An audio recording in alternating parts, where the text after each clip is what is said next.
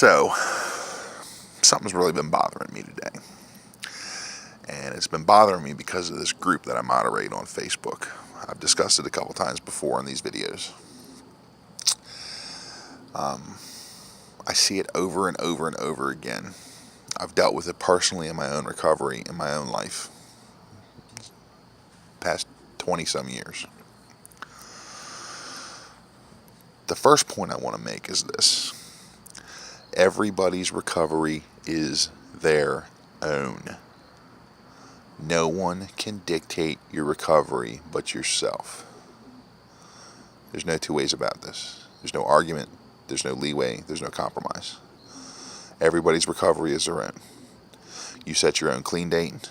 You determine whether or not you're clean within certain parameters. You decide your program. You work your program. You determine how well or how badly you're working your program. You determine what your program consists of. That's the long and short of it. It ticks me off to no end when I hear somebody else say, "Oh, you're not clean because of this. Oh, you had a relapse. Oh, that's not your real clean date." It's none of your business. Clean your side of the street. This is my side of the street. This is my recovery. Mind your own business. You want to discuss recovery with each other? That's fine. We'll discuss it. I'll discuss my recovery with you. You discuss your recovery with me. We'll compare notes. You don't tell me a damn thing about my recovery.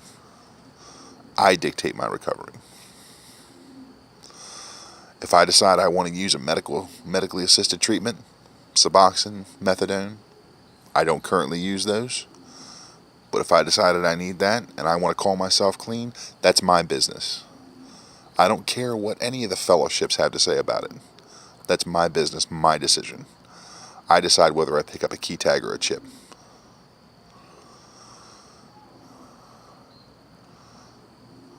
I don't drink, but I want to use medicinal marijuana as prescribed by a physician. Consider myself clean and sober. That's my decision.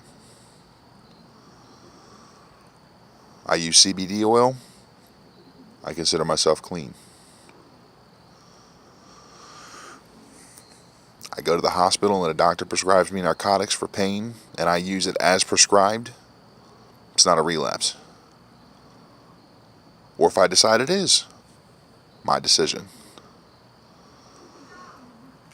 If I decide what I did was not a relapse but a slip, and I want to keep my sobriety date, that's my decision. Not your call to make. Not yours to question.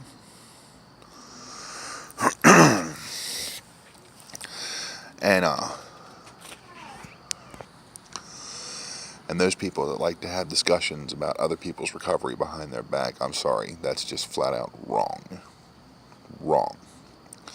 There is nothing that you should have to say about another person that you can't say to them directly. If they're doing something wrong, you should say it to them. If they're doing something right, you should say it to them. They could use the boost. But if they're doing something wrong and you've got to say it to somebody else behind their back, it doesn't need to be said. If you can't say it to them directly, it doesn't need to be said. Period.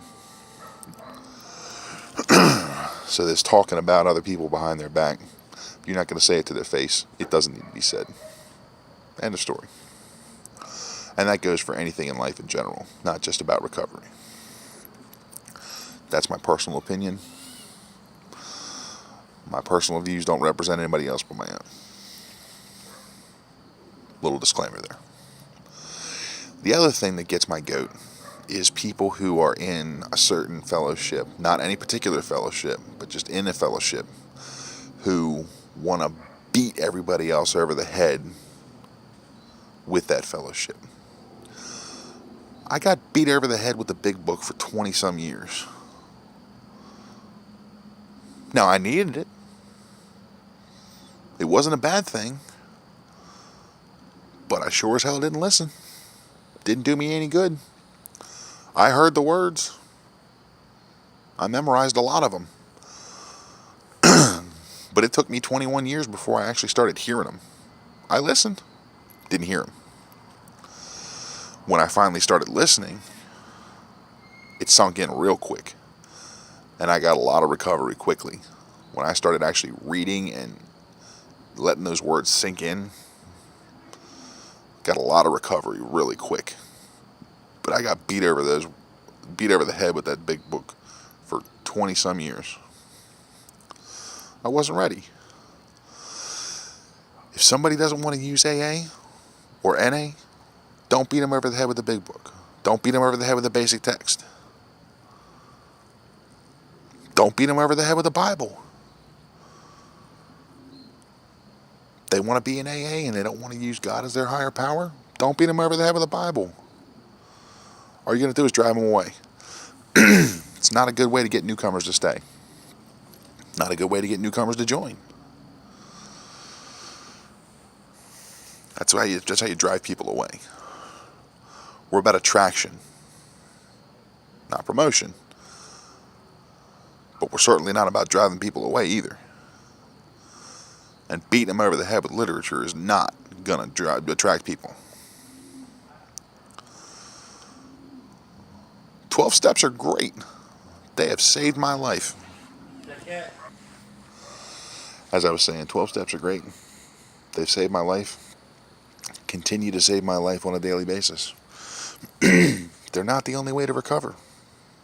I know plenty of people who have done it without AA, NA, any other fellowship, who have done it out of sheer willpower. It can be done. It's doing it hard way. But some people have to do it the hard way. And that's just my personal opinion. Maybe for them it wasn't the hard way. Maybe it was the only way they knew how to do it. But it's their way. Because it's their recovery. It's their business. It's their prerogative. As long as they get clean and sober, more power to them. If they want to get clean and sober by dancing on their head naked every morning outside for 20 minutes, if it gets them clean and sober, more power to them. I'll come applaud them every morning.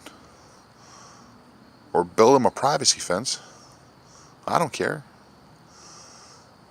As long as it gets them clean. But that's my rant for the night. I'm going to head inside and go relax. It's been a busy day. So good night.